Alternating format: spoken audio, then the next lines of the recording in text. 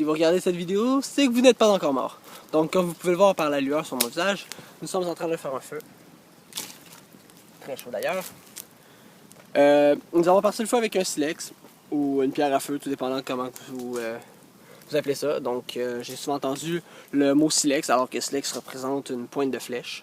Je vais essayer de trouver une façon de tenir ma caméra. Donc voilà. Vous devriez bien voir. Donc ici, je prends ma pierre à feu.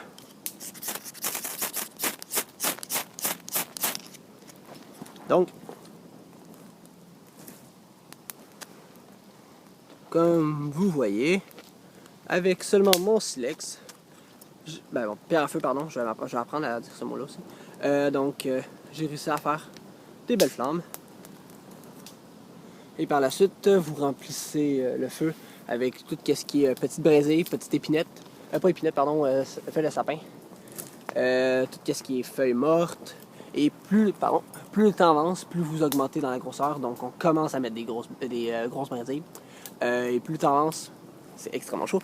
Donc plus le temps avance et plus vous augmentez le feu. Donc voilà. On va continuer à l'alimenter. Et je vais faire une coupure, on va continuer à l'alimenter et je vous reviens avec. Petite astuce, soit dit en passant. Toujours garder une pile proche, pas trop proche du feu bien entendu, mais quand même assez proche du feu pour pouvoir à tout moment, si jamais il commence à s'éteindre, le relancer et pouvoir régénérer les flammes. Donc, une autre petite, on voit mal, donc une autre petite coupure et on revient. Donc après 15 minutes, voici. Donc comme vous voyez, il brûle très bien.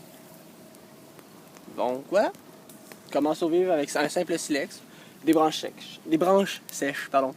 D'ailleurs, tout ce qui était à notre disposition était plus ou moins humide parce que ça fait environ hier il est mouillé. Donc je trouve que c'est très bien les résultats qu'on a su faire avec une veille de pluie. Donc voilà, je laisse admirer un peu le feu.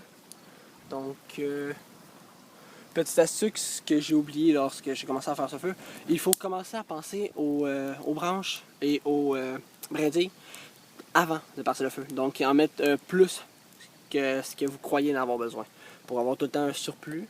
Si vous croyez par exemple que vous devez avoir 12 branches, vous devez en prendre 20 par exemple. C'est un truc pour jamais manquer de bois. Donc vous voyez, je commence déjà un peu à s'atténuer. Il faudrait qu'on continue à mettre des branches. Donc voilà. Donc n'hésitez pas si vous avez des commentaires, astuces à partager même. Un like, un abonnement. Tout est apprécié. Donc en espérant que vous allez survivre.